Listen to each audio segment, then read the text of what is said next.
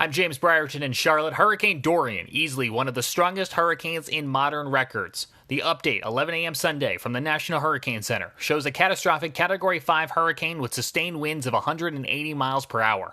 That makes it the second highest sustained winds ever recorded by a hurricane in the Atlantic. The record is set by Allen in 1980 with sustained winds of 190 miles per hour. Dorian is gusting up to 200 miles per hour and could easily take that top spot, but regardless of a few miles per hour differences in the winds, this is a catastrophic storm for the Bahamas.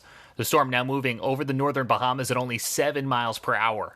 The storm is still going west some 200 miles off the coast of West Palm Beach, Florida.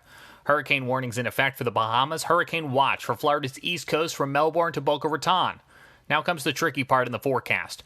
The storm is still going west and expected to slow down and turn to the north over the next 48 hours. Where that happens will be critical to determining its path downstream towards the Carolinas and its lasting effects on Florida. If the storm goes further west, it could bring increased storm surge and flooding to the east coast of Florida. It would also set it up to be closer to the shore as it passes the coastlines of Georgia, South Carolina, and North Carolina in the days to come. Our best case scenario is if the storm turns sooner and stays even just a few more miles out to sea. As of now, the eye of the storm is expected to be offshore as it passes Florida and Georgia. Dorian could still be at least a Category 3 storm as it passes Jacksonville Wednesday. At that point, tropical storm force winds would already be blowing out ahead of the storm in places like Hilton Head and Charleston. Our best hope is that the eye remains offshore as it passes Charleston Thursday as potentially a Category 2 storm. Regardless, everyone living along the Carolina coast in both North Carolina and South Carolina need to prepare now. Flooding from storm surge and heavy rain is all but certain heading into mid to late this week. The storm is anticipated to push to the northeast as it passes Wilmington. Wilmington can expect to see tropical storm force winds by Wednesday morning with hurricane force winds Thursday and Friday. The storm will remain near the Outer Banks of North Carolina through Friday. This is a slow-moving storm. All this week, we will be continuing to monitor and track it. It's not until this time next week that the storm is far enough offshore, away from land, that it will no longer pose a threat to the coastline. Now is the time to prepare in the Carolinas.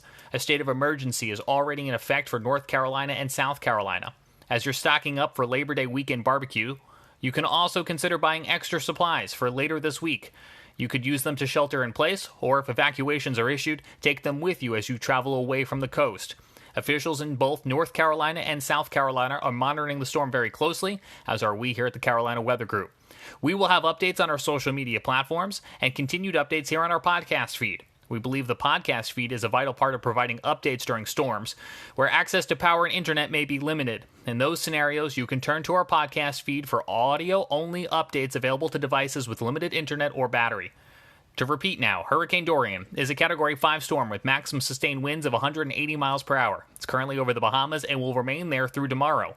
Tomorrow is when we expect to see a turn to the north as the storm begins to move up the east coast of the United States. Coming up in 30 seconds, a check of your Labor Day forecast here in the Carolinas. Now a look at your Labor Day weekend forecast. Starting first in Greenville, Spartanburg, upstate South Carolina today, high of 86, low of 67 tonight. Clear skies and sunny conditions as we look ahead to tomorrow, a high of 87 with a low of 68.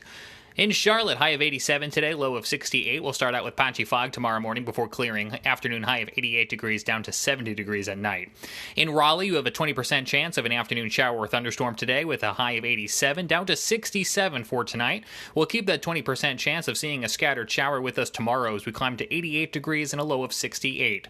In Moorhead, our chances of seeing precipitation rise to about 30% with an afternoon high of only 83 degrees. 74 will be your overnight low. As we keep those clouds around, we head into tomorrow, 40% chance of seeing a scattered shower or thunderstorm. 84 degrees will be your afternoon high, down to 75 at night. And in Columbia, Midlands of South Carolina, we probably will reach that 90-degree mark today with a low of 72. 90 tomorrow with a 20% chance of seeing afternoon shower or thunderstorm, down to 71.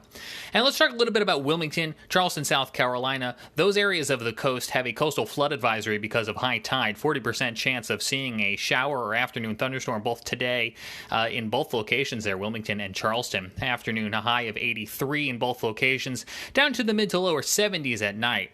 We'll be climbing into the mid to upper 80s tomorrow, dropping back down to 72 in Wilmington and Charleston 75, where again we'll be continuing to monitor conditions of the anticipated hurricane later on this week. Keep subscribed here on our podcast feed and social media for updates from the Carolina Weather Group.